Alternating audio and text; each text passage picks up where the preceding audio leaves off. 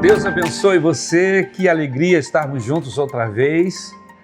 É sempre uma alegria muito grande ao meu coração, no meu coração, poder estar com você. Hoje estamos finalizando esta série de 4 estudos sobre os pilares da fé. Na primeira semana, nós falamos sobre a graça de Deus. Na segunda, falamos da regeneração.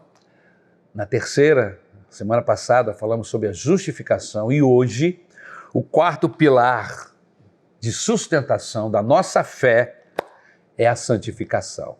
Amém? Vamos ler um texto da Bíblia e depois nós vamos orar em nome de Jesus. Evangelho de João, capítulo 14, versículo de número 10. O texto diz assim: Você não crê que eu estou no Pai e que o Pai está em mim? As palavras que eu lhes digo não são apenas minhas, ao contrário, o Pai que vive em mim está realizando a sua obra. Creia em mim quando digo que estou no Pai e que o Pai está em mim, ou pelo menos creia por causa das mesmas obras. Queridos, vamos orar? Vamos pedir a bênção de Deus sobre as nossas vidas? Obrigado, Jesus. Eu peço a tua graça mais uma vez sobre minha vida, sobre a vida das pessoas que podem nos ouvir. Eu rogo que teu Espírito Santo nos oriente, faça fluir a nossa mente, Jesus amado, e que possamos trazer aqui revelação da tua palavra para todos aqueles que desejam a santificação para as suas vidas. Glorifica o teu nome através deste estudo, é o que nós te pedimos, em nome de Jesus. Amém. Ainda há um texto que eu gostaria de ler, que se encontra em Marcos, capítulo 1, versículo 23 e 24, que diz assim: Justo naquele momento, na sinagoga, um homem possesso de um espírito imundo gritou: O que queres conosco, Jesus de Nazaré? Vieste para nos destruir? Sei que tu és o Santo de Deus. Amém? Veja, meus queridos irmãos, que neste texto que eu acabei de ler, é o Pai que produz no Filho as obras santas. Abriu os olhos. As obras de santificação, a santificação, ela é produzida pelo poder de Deus através do Espírito Santo em nós, segundo o texto que Jesus fala aqui no Evangelho de João. No texto seguinte que eu li, nós percebemos que até os espíritos malignos tinham consciência de que Jesus Cristo era o Santo de Deus. O Espírito de Deus, meus irmãos, é Ele que opera em nós e Ele é chamado de Espírito Santo. Por quê? Porque é santo. Esse conceito no Novo Testamento, ele vai além de qualquer ideia de nação, de povos. É Deus colocando em nós os seus valores. Por isso que é muito importante a justificação, para que Deus trabalhe em nós, para que Deus trabalhe a santificação em nós. Nós temos que ser considerados justos, não é assim? Fomos feitos justos por causa de Jesus Cristo. E uma vez feitos justos, somos comprados por Deus, não para sermos escravos. Lembram? Lá do primeiro estudo, quando nós demos vários exemplos, aonde Deus nos compra de um senhor horrível, feudal, horroroso, mau, chamado Satanás, já que éramos escravos deste senhor maligno. Através do sacrifício do Senhor Jesus, fomos comprados, readquiridos, trocamos de senhorio, deixamos de ser servos do ímpio Satanás e passamos a ser servos do Santo Jesus Cristo. Só que, como ele mesmo nos diz, ele não nos trata como escravos, como servos, como ele mesmo fez, através da sua atitude de graça, amém? Nos comprou e depois nos convidou para fazermos parte da sua família. Lembra dos exemplos que nós demos na semana anterior, lá no primeiro estudo? Que o indivíduo é comprado e quando ele chega em casa do seu novo senhor, ele recebe a carta de alforria e quando ele está com a carta que vai saindo para ir embora, o comprador lhe diz assim: você não quer fazer parte da minha família? Eu já falei com meu filho, que é o único herdeiro, ele topou e você agora, se quiser, pode herdar com ele toda a herança. Eu estou convidando você para ser meu filho e ser herdeiro com meu filho de tudo que eu tenho. Foi exatamente isso que aconteceu com Deus. Em relação a nós, fomos comprados por Deus, para que agora sejamos um grupo de homens e mulheres com os valores do reino de Deus. Amém? No Antigo Testamento, a palavra santo significava estar colocado à parte para o uso de Deus. O que era santo no Antigo Testamento, pastor Ari? Santo era o objeto, como por exemplo os utensílios do templo, todos os utensílios do templo, tudo que se servia ali dentro, tanto o altar, como a vasilha de lavar, como a mesa dos pães da preposição, os próprios pães, o altar de incenso, a arca, tudo aquilo foi consagrado a Deus, e se é consagrado, é separado para Ele, para o uso dele. Então, santo era o objeto. Ok? Muito bem. As coisas eram separadas exclusivamente para o uso de Deus. No Novo Testamento, Deus separa homens, Deus não separa coisas. Deus santifica, separa homens. E Ele o faz através da redenção, ou seja, Ele nos compra com o preço do sangue do seu Filho na cruz do Calvário, para nos moldar, para que tenhamos um novo padrão, para que tenhamos uma nova vida, uma vida dele, uma vida para Ele, uma vida de Deus em nós. É lógico, meus queridos, que é preciso que haja uma mudança de valores, né? Os valores de Deus agora começam a ser inseridos em nossas vidas. E se nós começamos a sofrer mudança de valores, muda o nosso olhar, muda o nosso coração, muda a nossa maneira de julgar, a maneira de administrarmos a vida, muda tudo. Por quê? Porque mudou os nossos valores, mudaram os nossos valores, ok? Então veja que nesse processo de santificação, Deus está trabalhando a mudança dos nossos valores para que o nosso olhar seja como o seu olhar. Amém? Está dando para entender? Nem Paulo, nem Pedro, nem João são chamados de santos. Não sei se você já notou. Todas as vezes que a Bíblia chama de santo, alguém está chamando sempre no plural, ok? Ele diz assim: vós sois santos, ok? Nenhum personagem da Bíblia é chamado de santo, mas ele é sempre olhado e é visto no todo. Vós sois santos. Por quê, pastor? Por que é dessa maneira? A Bíblia considera que o objetivo de estarmos aqui hoje ou amanhã é para uma reprogramação espiritual. É isso mesmo. Uma reprogramação de valores. Ao invés de produzir a morte, vai produzir vida. Entendeu? Essa reprogramação tem como objetivo mudar os nossos valores e, uma vez que os nossos valores estiverem mudados, a gente começa a produzir vida em tudo que fazemos e tudo que somos. Como é Deus, exatamente como é Deus. Deus é exatamente assim. Amém? Então, na verdade, Ele quer que nós sejamos igual à pessoa do Senhor Jesus Cristo, seu Filho. Esse é o grande alvo do Evangelho.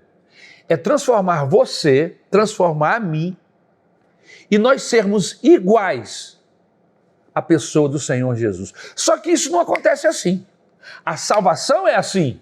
Amém? Uma vez que você creu, uma vez que você se arrependeu dos seus pecados, uma vez que os braços do Senhor já estão abertos pela sua graça, você é salvo. Amém? Pela graça, porque você crê, arrependeu-se dos seus pecados e entregou a sua vida a Jesus. Você é salvo instantaneamente. Mas o processo de reprogramação, de mudança de valores, de santificação, não acontece assim no estalar de dedo. É progressivo, é um processo diário, é um processo constante. A ideia de Deus, da Bíblia, é que hoje eu esteja mais santo do que ontem e amanhã mais santo do que hoje. Você entendeu? Por quê? Porque o processo é progressivo. Amém? Então, é esse o grande alvo de Deus com a santificação. Veja um exemplo. Imagine você um copo sujo de chocolate. Você acabou de tomar o chocolate na sua casa e você ficou com aquele copo sujo. E ficou aquela borra lá no fundo de chocolate que não se dissolveu, ficou agarrado lá na esquina, né, do copo, nas curvas, enfim. E aí você, para limpar aquele copo, o que você faz? Você coloca aquele copo, abre a torneira, embaixo da torneira e deixa jorrar água com pressão lá dentro. E aquela água vai entrando e você entende, veja só que legal, isso acontece todo dia e você não percebe. A primeira água que entra, ela tira os resíduos e ela vai ficando suja, vai ficando meia da cor do chocolate que você ingeriu, que você tomou. Mas à medida que a água vai entrando e vai saindo, vai entrando e vai saindo, vai entrando e vai saindo, a água vai ficando mais clara, vai ficando mais clara, vai ficando mais clara. Daqui a pouco ela está tão cristalina quanto a água que está saindo da torneira. Este é o processo de Deus em nossas vidas. Ele é constante, ele é progressivo, ele é diário. Quanto mais eu estiver perto desta torneira de Deus, se é que eu posso falar assim, quanto mais perto eu estiver debaixo desse chuveiro de Deus, mais limpo eu vou ficando, as sujeiras vão saindo e eu vou ficando tão limpo quanto Deus é. Esse é o processo do Evangelho em nossas vidas. É assim que acontece conosco quando nós nos colocamos debaixo dessa água viva que é a palavra de Deus. Ela vai nos limpando, ela vai nos lavando até ficarmos totalmente limpos. O Evangelho, antes de ser uma boa notícia, é a pior de todas as notícias. Por que, pastor, que é pior? Antes de você ser feliz, o Evangelho vai lhe trucidar, vai mostrar as áreas da vida que você nem pensava que tinha podridões. Irmãos, de vez em quando eu fico assustadérrimo com determinados processos na minha vida e que eu fico assim, meu Deus, o que está acontecendo comigo? Como é que eu estou descobrindo isso? Eu não sabia que eu tinha esse defeito, eu não sabia que eu tinha essa dificuldade. Ainda essa semana o Espírito Santo estava falando isso no meu coração, porque eu estava tão assustado comigo mesmo, com determinadas circunstâncias que desabrocharam no meu coração, que eu desconhecia. E aí o Espírito Santo falou assim, calma, Ari, você está lendo a Bíblia, você está orando, você está chegando perto da luz. E quanto mais perto da luz você ficar, aquelas sujeirinhas que eram menores e que não apareciam quando você estava na sombra, começam a aparecer. Aquelas sujeiras, aqueles resíduos que estavam escondidos lá por trás, à medida que a palavra, a água vai limpando, vai jorrando em você, vai tirando essas cascas, essas coisas. Então elas aparecem, não se assuste, continue no processo. Você vai ficar livre delas. Louvado seja o nome de Jesus. Isso não é maravilhoso? Esse processo de Deus na minha vida e na sua vida? A palavra de Deus tirando tudo. Deus não nos mostra tudo que somos. Para quê? Para a gente não ficar louco, né, irmão? Você imagina se eu me descubro o pior, o monstro, o iníquo do planeta. Eu vou entrar num desespero. Vai ser uma loucura, mas ele vai junto com as descobertas, ele vai me fortalecendo. Ele vai me dando capacidade de administrar esses processos que eu vou descobrindo. À medida que eu vou lendo a Bíblia, que eu vou me aproximando dele, e aí ele vai me capacitando para eu tirar, para eu deixar essas coisas ruins que eu faço, para eu tomar novas atitudes, ter novos pensamentos. E tudo isso só acontece através desse processo que é a palavra de Deus em nós. Deus tem um ideal, que é Jesus Cristo. Ele é o protótipo da perfeição. Ele é o seu alvo para nós. Qual é o alvo de Deus para você, pastor Eri? É que eu me torne igual à pessoa do Senhor Jesus Cristo. E aí eu vou poder dizer, eu sou filho de Deus. Aleluia. Por quê? Porque eu pareço com o Pai, não é assim? Como é que a gente sabe que uma pessoa é filho do outro? Apenas pela aparência? Lógico que não. Existem pessoas que até parecem comigo e que não são meus filhos. Mas na hora que eu faço um exame genético, vão descobrir pela genética que eu tenho traços, que ele tem traços genéticos iguais aos meus. Irmãos, quando as pessoas começam a nos examinar, a viver conosco, começam a perceber que nós somos filhos de Deus por causa dos traços genéticos que nós temos. Esses traços é o processo de Deus. É Deus colocando a pessoa de Jesus em nós. É Deus transferindo valores da pessoa de Jesus para nós e tirando os nossos valores horríveis, horrorosos, jogando no lixo, no mar do esquecimento. Amém? Em segundo lugar, a santificação não é um processo de disciplina religiosa como muitas pessoas pensam, mas é um processo de morte do meu eu. Quanto mais disposto eu estou a entregar o meu eu nas mãos de Deus, mais Deus tem chance de trabalhar em mim. Mais Deus tem chance de modelar minha vida e de me formar à imagem do Senhor Jesus Cristo. Então, santificação não é um conjunto de regras religiosas, mas ensinar as pessoas a submeter-se mais radicalmente ao agir do Espírito Santo. O grande problema de não sermos santos é que Deus, na verdade, não reina em nós.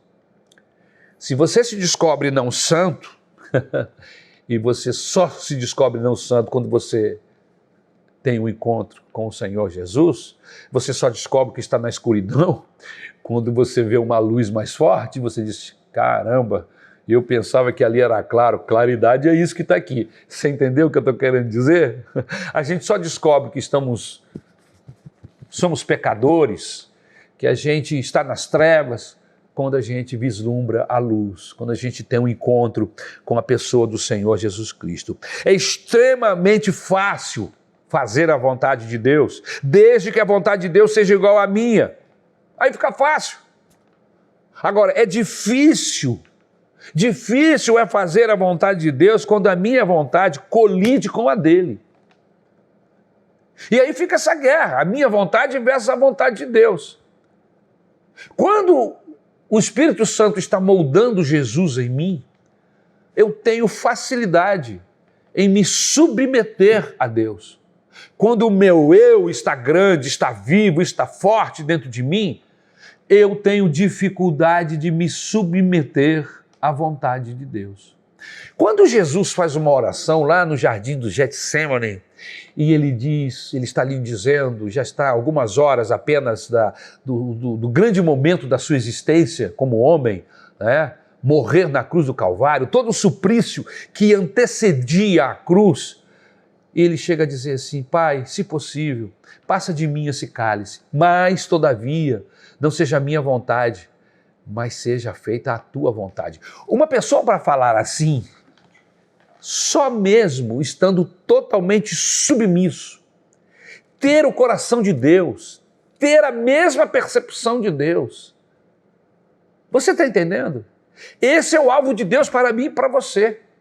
Para que quando nós oremos, nós possamos orar como Jesus orou, diante de uma circunstância daquela tão terrível, sabendo ele que era fundamental passar por aquilo para salvar-nos, ele ora: Senhor, não faça a minha vontade. A minha vontade é picar mula, como se diz, não é? Dá no pé. Mas que a minha vontade não seja essa. Que prevaleça a tua vontade sobre a minha vontade. Ou seja, Jesus se submetendo à vontade de Deus. Isso é ter uma consciência, é ter Deus em você. Amém? É a hora que Deus diz: faça isso. E aí você diz: eu faço.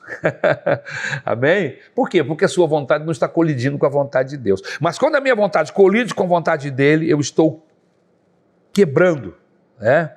Eu estou me rebelando a Deus. Quando a minha vontade não colide, está totalmente submissa à vontade de Deus, então significa que eu estou quebrantado, que eu estou facinho para Deus. É isso mesmo, que eu estou fácil, que Deus não precisa se impor, que Deus não precisa ordenar, que Deus não precisa puxar rédeas, não. Ele simplesmente fala e eu obedeço. Você está entendendo? Amém? Santificação é o exercício de entregar as rédeas da minha vida a outro. Olha onde nós estamos chegando, hein? Santificação é o processo de me entregar totalmente a Ele. De dizer para Ele, em outras palavras, imagine você dentro do carro, Deus está sentado no carona e você diz: Deus, passa por volante que agora eu vou ser o carona. E aí você coloca a sua vida nas mãos do motorista e ele conduz você para onde ele quiser, sabendo você que ele é bom, que ele é maravilhoso e que ele só quer o teu bem, ele só vai levar você para lugares e coisas boas irão acontecer na sua vida. Então, santificação tem a ver com sentar no carona, com entregar as rédeas da minha vida nas mãos de Deus. E pastor, tá ficando esquisito esse negócio. Eu sei. O que você está sentindo, eu estou sentindo também. Porque se santificação é isso, pastor, então eu ainda não estou vivendo esse processo, porque eu faço a minha vida, eu tomo a minha vida em minhas mãos, eu faço dela o que eu quero, eu não me submeto a Deus. Santificação é o exercício de entregar as rédeas de minha vida a outro. Veja o Salmo de número 32. Como é feliz aquele que tem suas transgressões perdoadas e seus pecados apagados. Como é feliz aquele a quem o Senhor não atribui culpa e em quem não há hipocrisia. Enquanto eu mantinha escondidos os meus pecados, o meu corpo definhava de tanto gemer. Pois dia e noite a tua mão pesava sobre mim. Minhas forças foram se esgotando como em tempo de seca. Então reconheci diante de ti o meu pecado e não encobri as minhas culpas. Eu disse: confessarei as minhas transgressões ao Senhor e tu perdoastes a culpa do meu pecado. Portanto, que todos os que são fiéis orem a ti enquanto podem ser encontrados. Quando as muitas águas se levantarem, elas não os atingirão. Tu és o meu abrigo, tu me preservarás das angústias e me cercarás de canções de livramento. No versículo 8, não sei se você está acompanhando a leitura comigo, no versículo 8, Deus responde a Davi, veja só: eu o instruí e o ensinei no caminho que você deve seguir. Eu o aconselharei e cuidarei de você. Não seja como o cavalo ou o burro, que não tem entendimento, mas precisam ser controlados com freios e rédeas. Caso contrário, não obedecem. Olha só o que Deus falou aqui. Primeiro ele confessa o pecado dele. Primeiro ele diz como é que ele estava orando e como nós devemos orar. Aí Deus diz para ele o seguinte: olha, você tem que deixar de ser igual um animal e passar a me obedecer. Colocar as rédeas da sua vida nas minhas mãos, porque eu sei o que é melhor para você. No momento que você faz as coisas por sua conta, a coisa acaba como acabou. Olha aí o pecado que você se meteu. Deus dá o perdão para ele, mas o exorta profundamente porque ele não se submeteu à vontade de Deus, mas antes submeteu-se à vontade da sua carne. Davi diz assim, mas então eu quero essa instrução, eu quero o seu olhar, eu quero olhar dessa maneira como tu olhas. Quando eu era pequeno, meus pais me instruíam com o olhar. Eu não sei se já aconteceu com você, mas muitas vezes a minha mãe, eu estava em algum lugar e ela via que eu estava fazendo alguma coisa errada, ela não movia um músculo. Quer dizer, dos braços, das pernas, ela movia o músculo ocular. Ela olhava para mim e fazia assim. E eu entendia que por trás daquele olhar havia uma severa exortação, que eu parasse imediatamente de fazer o que eu estava fazendo, que eu parasse imediatamente de falar o que eu estava falando. Instruir com os olhos. É isso, e eu obedecia, mas eu era pequeno, eu era obediente em alguns momentos. Mas às vezes, irmãos, eu não fazia isso. A minha mãe olhava e olhava e olhava e eu não dava a menor para ela. Até que ela tinha que chegar para mim e falar assim, ó, em casa a gente acerta. E aí, o que significa? Eu estava jurado.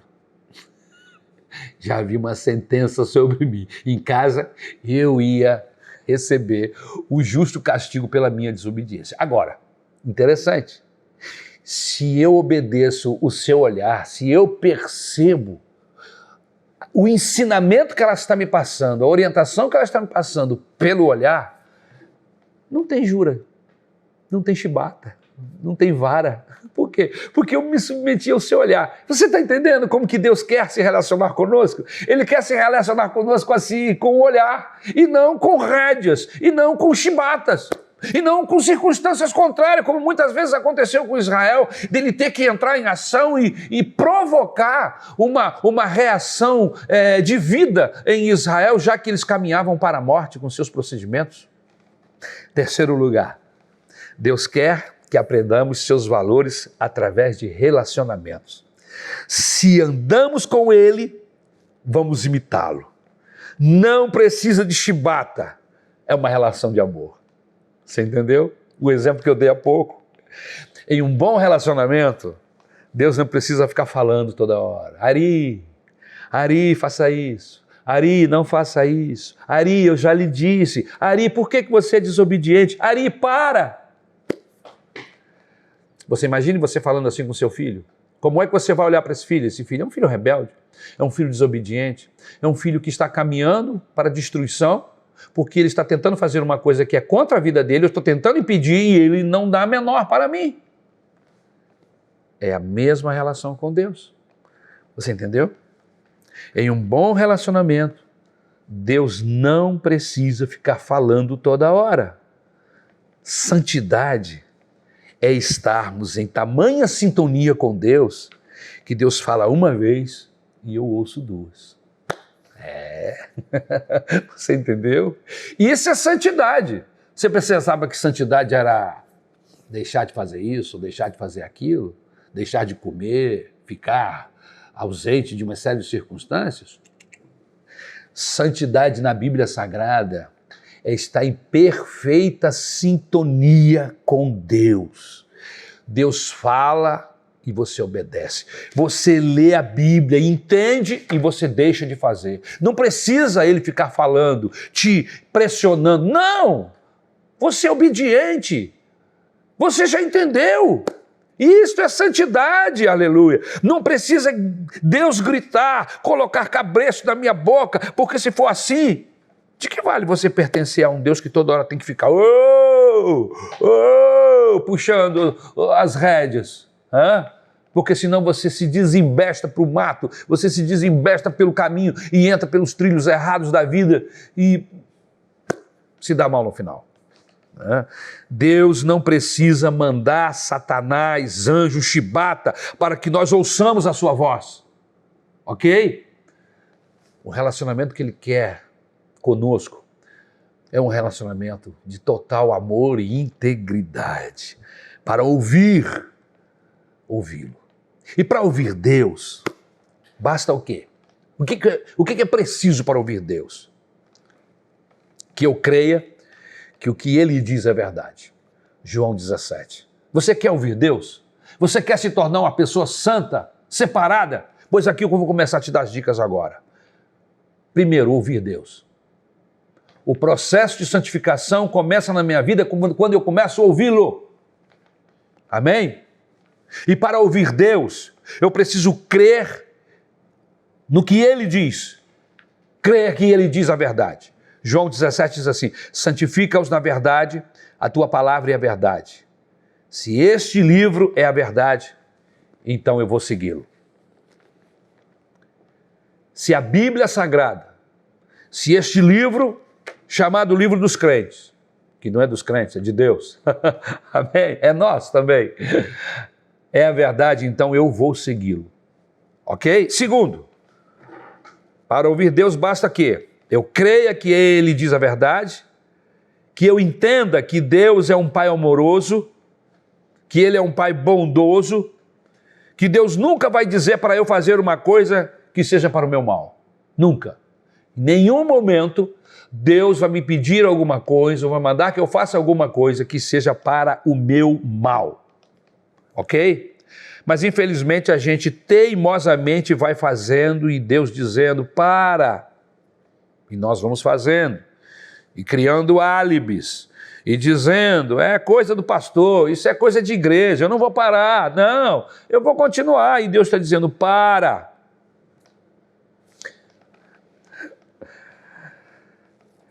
E aí nós quebramos a nossa cara. E aí temos que tomar remédios. E aí temos que buscar psicólogos. E nada disso adianta, pois o seu problema e o meu problema é que nós somos rebeldes. Somos rebeldes para com Deus. Em contrapartida, se nós não formos rebeldes, se nós somos obedientes, você imagine todos os processos que virão em consequência dessa obediência? Quantas vezes estamos no trânsito e passa por nós assim, um louco, desses caras doidos, desvairados, ainda ontem passou um perto de mim, tirou um fino, quase levou o meu retrovisor. E a Isabel ganhou um susto e falou assim, meu Deus, que homem louco, olha a velocidade que ele está indo. Ele ia cortando ali pela linha vermelha, coisa de doido. E aí você pensa assim, esse indivíduo vai quebrar a cara ali na frente, olha como ele está dirigindo. E não é que se ele continua assim, e se uma circunstância qualquer vier, e ele não puder, por causa da velocidade, se livrar, ele vai quebrar a cara mesmo, e depois com a cara quebrada, com os ferimentos por todas as partes, o carro todo destruído, e quem sabe outras vidas também feridas e destruídas, a pessoa vai dizer, eu não tenho sorte mesmo. Como não tem sorte? Foi você que escolheu esse caminho. Você quebrou uma série de princípios, uma série de leis para chegar onde chegou. E agora pergunta o que eu fiz? Quando Deus diz, não siga esse caminho, é porque Ele sabe que vai matá-lo. Quando Deus diz, para, é porque Ele sabe que se você não parar, algo de ruim vai acontecer. Não há um cristão nascido de novo que peque e a sua consciência não mostre com clareza que ele está em pecado. E que ele precisa buscar arrependimento e deixar aquele pecado. Não levá-lo mais. No momento que planeje o pecado, já estou em pecado. Ninguém cai de um dia para o outro. O pecado já começou há muito tempo. Há padrões em nossas vidas que precisam ser quebrados. Corrija os valores que estão errados, lá na base. Deixe Deus mudar esses valores e a nossa vida vai começar a caminhar de uma forma nova e de uma forma diferente. Mas é preciso que esses valores sejam transformados.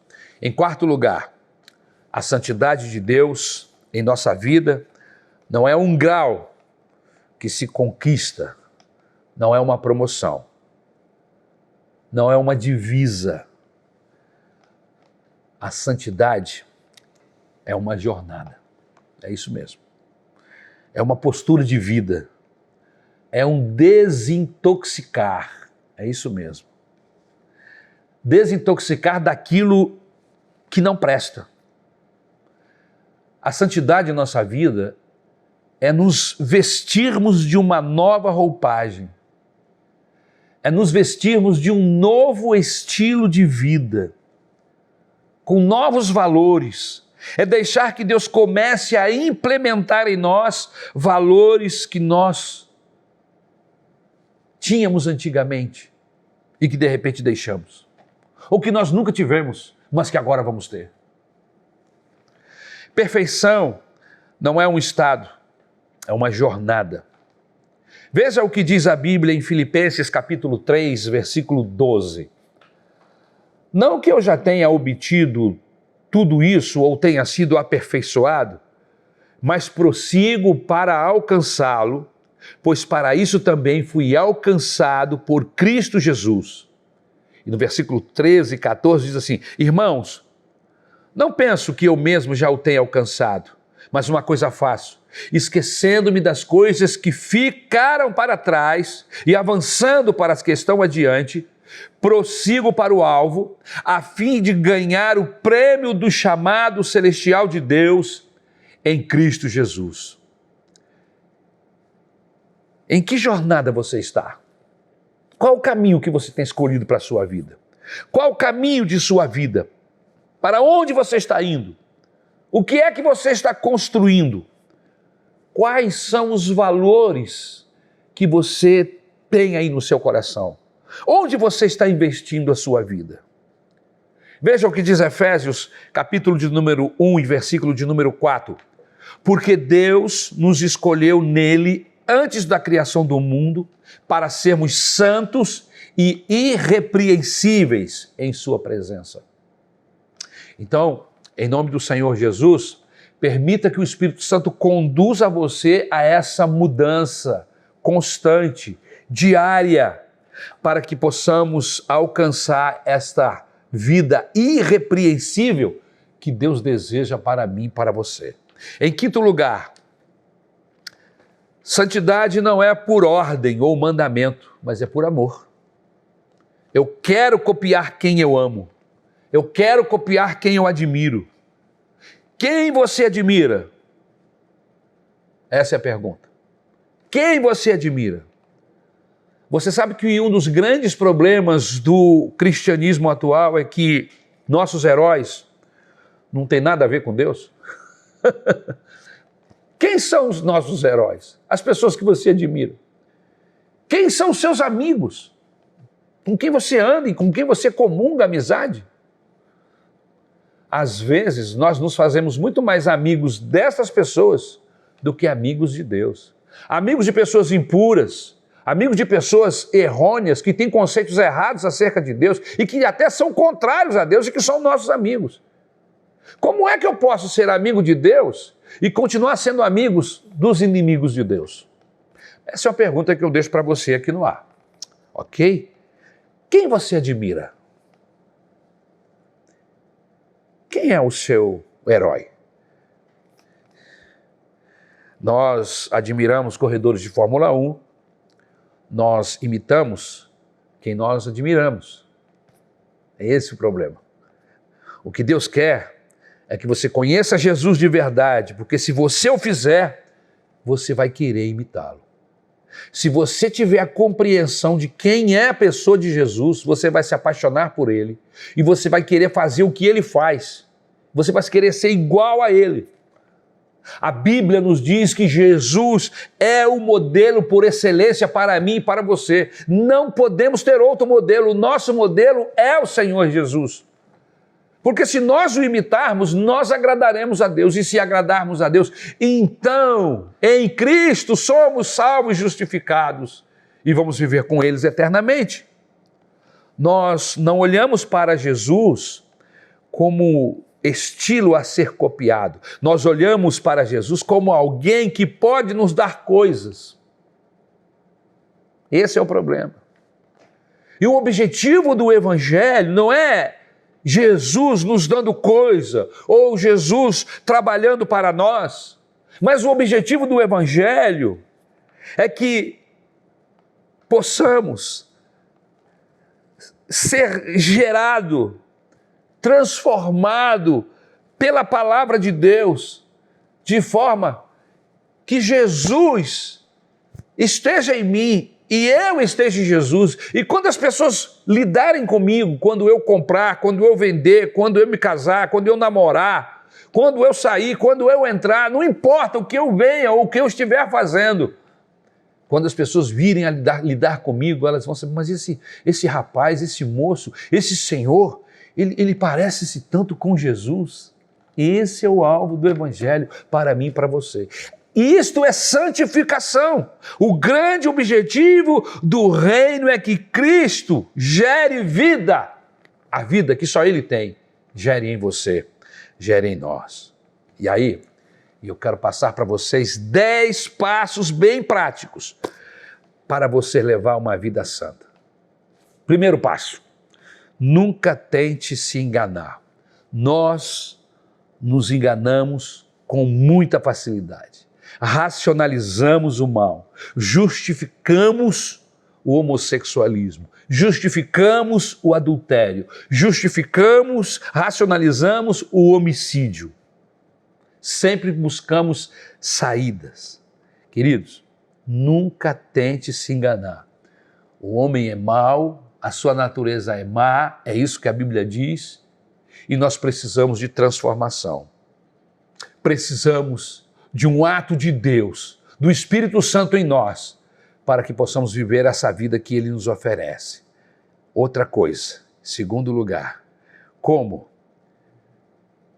10 passos bem práticos para você levar uma vida santa. Como eu posso levar uma vida santa, pastor? Cuidando para não desenvolver um sistema legalista. Eu minto, mas eu nunca roubo. Eu roubo, mas não sou como certos crentes. Isso é um sistema legalista, onde eu administro, onde eu fecho os meus olhos para meus erros e abro os meus olhos para detectar e apontar os erros dos outros. Eu tenho o vício de fumar, mas também tem gente viciada em comer. Você já viu que tem gente que é assim? São pessoas legalistas. Eles não assumem o seu pecado, o seu erro. Eles justificam o seu erro apontando o erro de outra pessoa. Isto é ser legalista. Eu vou lhe dizer, você nunca vai alcançar a santidade dessa forma. Em terceiro lugar, tome cuidado com pressão de grupos. Até que ponto você se violenta para agradar o outro? Até que ponto você faz força para mudar, para agradar a A ou a B, para se tornar amigos? Quando somos adolescentes, nós fazemos um esforço muito grande para sermos iguais aos nossos amigos adolescentes, para a gente se sentir parte do grupo, para nós fazermos o que eles fazem e sermos aceitos por eles.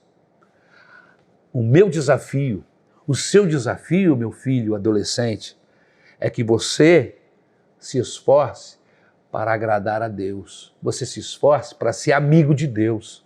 Amém? E se por alguma razão os grupos não lhe quiserem, Deus está com os braços abertos para você sempre, sempre que você estiver submisso à sua vontade. Amém? Então, você quer ser santo? Tome cuidado com pressão de grupos. Você quer se tornar uma pessoa santa? Em quarto lugar, detecte os seus pontos fracos. Perceba que você tem muitos pontos fracos e que você precisa fortalecer esses pontos. Onde é que está a sua vulnerabilidade? Onde é que está? Ela é sexual? É a ganância? É a necessidade de aparecer? É a falta de seriedade com Deus e com os outros? Eu não sei. Onde é o seu ponto fraco? Aonde está o seu tendão de Aquiles? Qual é o seu ponto fraco? É nesse ponto fraco que você precisa buscar a ajuda de Deus para fortalecer esse ponto. Para que o inimigo e a sua própria carne não se aproveite dessa fragilidade, desta área, e aprisione você outra vez.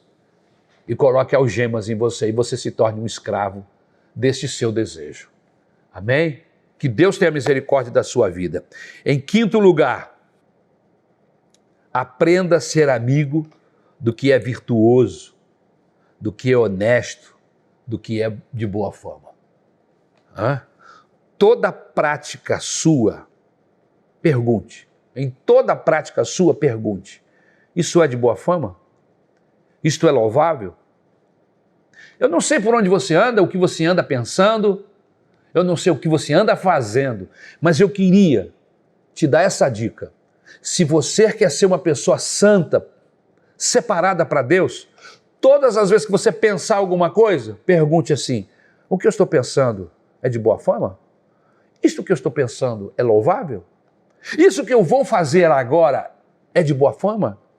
É louvável? Seja amigo do que é louvável. Seja amigo do que tem boa fama. Por que nós temos atração pelo que é mórbido, pelo que é feio, pelo que é sujo? Eu quero ter atração por aquilo que for louvável, que tenha boa fama diante de Deus. Não seja amigo do que é torto, sujo. Não seja amigo do que é mesquinho. Não seja amigo do que está escondido debaixo de 7 panos. Seja amigo daquilo que pode ser alardeado de cima dos telhados. Ou seja, que não é segredo. Se o que eu penso e se o que eu faço, eu tenho que fazê-lo escondido, não posso revelar a ninguém. Então eu não quero esse tipo de pensamento e nem esse tipo de atitude. Mas eu quero ter pensamentos e atitude nos quais eu posso alardear de cima do telhado, porque eu não tenho nada para esconder, porque não é feio, porque é bonito. Você está entendendo? Essa dica é maravilhosa. Valorize, em 6º lugar, a sua consciência. Deus nos fala. Ele é fiel e fala. O problema é que nós rejeitamos a voz de Deus. Seja amigo da sua consciência. Quando ela acusar, quando a luz vermelha acender, quando algo tinir no seu ouvido, querendo lhe dizer que o seu procedimento não está correto, que aquele pensamento não é um pensamento correto, que aquela atitude não é uma atitude correta, pare e pense. Use o ponto 5. Isso é louvável o que eu vou fazer agora? Não. Isso vai trazer boa fama? Não. Então pare. Olha, eu cheguei à conclusão que ninguém peca sem antes Deus colocar 1 ou 2 ou 3 obstáculos antes desse pecado acontecer. É exatamente isso. Ninguém faz nada de errado antes que alguma coisa aconteça que eu perceba que eu estou fazendo uma opção horrorosa e que eu posso me perder e perder a minha vida nesta opção. Ninguém peca sem antes Deus colocar obstáculos, sem antes algo na sua cabeça, sua mente, sua consciência lhe falar: cuidado, não faça isso, volte, saia disso enquanto é tempo. Em 7º lugar, você quer ser santo? Vá para a raiz do problema, antes de se preocupar com o problema em si. Às vezes a gente se preocupa com a febre. E a febre, meu irmão, a febre é apenas um grito de socorro do organismo. Você tem que ir atrás do problema. A febre é só um sintoma. Há uma infecção em algum lugar e você está tendo febre. Você precisa buscar a razão desta febre. Qual é a raiz desse problema? Dessa dificuldade que você está enfrentando? Será que não é a preguiça? Isso aí que você está vivendo, quem sabe, seja só a ponta do iceberg. Veja que a base está mais embaixo, ela é maior. Será que o medo do fracasso? Será que a inveja não é a raiz do problema? Você tem inveja e isso não deixa você prosperar e nem ser abençoado por Deus? Você sabia que grandes partes dos nossos problemas é a inveja?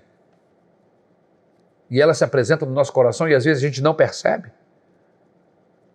E a gente está sempre querendo mais. E a gente olha as coisas do outro e a gente deseja aquilo do outro. 8º lugar. Aprenda a ser feliz com a sua identidade diante de Deus. Você quer ser santo? Aprenda a ser feliz com a sua identidade diante de Deus. Deus nunca vai requerer de você o que Ele requereu de mim. Nunca. Deus respeita cada um de nós como nós somos. A medida que Deus trabalha com você é a sua medida. Nunca Deus vai comparar você com ninguém. Nunca Deus vai medir você com a minha medida. Você está entendendo? Deus nunca vai dizer, ame a Jesus como Pedro amou. Ou como foi fiel Josias, seja você também. Não. Deus vai medir você com a sua medida específica, com o seu limite. Amém? Saiba disso. A Bíblia diz assim, amarás ao Senhor teu Deus com todo o teu coração e com toda a sua alma e de todo o teu entendimento. Com todo o seu coração, com toda a sua alma e com todo o seu entendimento. Deus não quer que você ame muito, mas sim que você ame tudo. Não importa o tamanho do seu tudo, ser maior ou menor que o meu, Ele quer que seja tudo. Você está o amando com tudo que você tem? Você está o amando com todas as forças que você tem? De todas as formas que você entende? Essa é a pergunta. Jeremias 29:13. Vocês me procurarão e me acharão quando me procurarem de todo o coração. Amém? 9. A nona dica para quem está buscando a santidade. Seja ensinável. Provérbios 12:15 diz assim, o caminho do insensato parece-lhe justo, mas o sábio ouve os conselhos. Seja ensinável. Não ache que saiba tudo. Não ache que já entende tudo, que você já chegou no último patamar e que agora não tem mais nada. Não. Pastor Eliseu Menezes, um dos belos conselhos que eu pude perceber dele é o seguinte, ele disse para mim, sempre me dizia isso na minha formação teológica, ele sempre dizia assim, Ari, esteja sempre aberto para o aprendizado. Esteja sempre aberto para aprender. Você nunca sabe o suficiente, você nunca sabe de tudo. Sempre existem coisas para você aprender, principalmente nos relacionamentos humanos e no relacionamento com Deus. Então, esteja aberto. Amém? E com certeza você vai se descobrir em um patamar mais elevado a cada dia, porque todo dia você vai ter um coração aberto para o aprendizado. 10ª dica para quem está buscando santidade. Saiba que o relacionamento com Deus é sem exigências. Desenvolva um relacionamento com Deus sem exigências. Em suma, se você ama a Deus de verdade, você vai poder fazer o que quiser. Você tem uma nova consciência, Deus está trabalhando no seu coração, você está absorvendo os valores de Deus. E aí, se os seus pensamentos, os seus valores são os valores de Deus, você pode fazer o que vier na sua cabeça, porque vai ser sempre coisas boas. Em suma, se você ama Deus de verdade, você poderá fazer o que quiser, porque quem ama de verdade nunca ferirá o coração de quem ele ama de verdade. Eu amo a minha esposa. E se eu não a quero ferir, eu vou fazer coisas que agradem o seu coração. Eu vou fazer coisas que nunca a faça chorar, que nunca a faça ter tristeza, mas eu sempre vou trabalhar para que o sorriso esteja sempre nos lábios dela, para que o seu coração esteja sempre receptivo a mim. Por quê? Porque eu a amo. Agora, em relação a Deus não tem que ser diferente, tem que ser igual ou melhor. Amém? Louvado seja o nome do Senhor. O amor me convida a ser íntegro.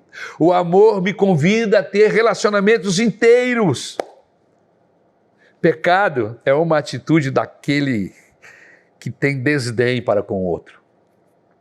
Quando eu não gosto de uma pessoa, eu não estou nem interessado em saber o que ele gosta, porque eu não tenho interesse em saber, em fazer nada para agradá-lo. Eu não gosto dessa pessoa, não é assim? Eu não estou nem aí para fulano. Quando você diz isso, você está dizendo o quê? Eu não quero agradá-lo, eu não tenho que fazer nada para agradá-lo, eu não estou nem aí para ele. Mas quando eu amo, é diferente. Eu estou sim, eu tenho sim alguma coisa com Deus. E eu quero, não apenas alguma coisa, mas eu quero ter algo mais, maior. Eu quero poder agradá-lo. Se eu amo de verdade, eu tenho cuidado em magoá-lo, em feri-lo ou feri-la. Eu não vou bater em minha esposa porque existe uma delegacia de mulher. Você está entendendo? Eu não vou ferir a minha esposa porque a lei diz que se eu ferir eu vou preso. Não. Eu não vou fazê-lo porque isso feriria os meus princípios e magoaria minha esposa. Você viu como é que os meus valores estão à frente, estão acima da lei? A lei diz que se você tocar na sua esposa, você pode ser preso, vai pagar. Mas por que você não vai tocar na sua esposa? Por que você não vai cometer um homicídio? Por que você não vai fazer nada de horrível contra a sua esposa ou contra ninguém? Porque você tem princípios. Porque os seus princípios dizem que isso é errado, que isso não se deve fazer. Independente da lei, se tiver lei, eu não vou fazer. Se não tiver lei, eu também não vou fazer. Por quê? Porque eu tenho princípios. São estes os princípios que Deus quer que esteja na sua cabeça e na minha. Não vou fazê-lo, porque isso feriria os meus princípios e feriria os princípios de Deus e magoaria os princípios das pessoas que eu amo. Amém? Que esta noite, depois de ouvir um pouco sobre o que é santificação, você possa, no nome de Jesus, ter entendido e possa abraçar esta luz que Deus está te dando hoje. Eu quero terminar essa série com uma oração e pedir a Deus que abençoe você e a mim, de maneira que tudo aquilo que nós aprendemos aqui ao longo desses últimos 30 dias, desta jornada de 4 semanas, que nós não nos esqueçamos e que possamos nos tornar praticantes e que possamos, com esses princípios de Deus na nossa vida, amar a Deus sobre todas as coisas e odiar o errado e odiar o pecado e nos afastarmos das trevas para vivermos na luz. Amém? Senhor, meu Deus, muito obrigado por essa oportunidade que Tu nos deste de estudar sobre esses temas tão importantes, Senhor amado, a graça, a regeneração, a justificação, Senhor querido, e a santificação. Muito obrigado. Senhor, nos ajuda a entendermos, se possível, se for necessário, assistir outra vez. Senhor, nos dá essa capacidade para que nós possamos entender. Abre a nossa mente, como Tu fizeste com os discípulos, para que eles entendessem a Tua palavra, que a nossa mente possa ser aberta para que possamos entender e nos tornarmos praticantes, ó Pai. Não porque estamos sendo fustigados por uma espada, mas porque nós o amamos, porque somos alvos do Teu amor e porque nós o amamos, ó Deus, nós nos submetemos a Ti. Obrigado, Senhor, pela Tua palavra. Obrigado por esta oportunidade, no nome do Senhor Jesus. Amém. Que Deus abençoe a sua vida e até a próxima, em nome de Jesus.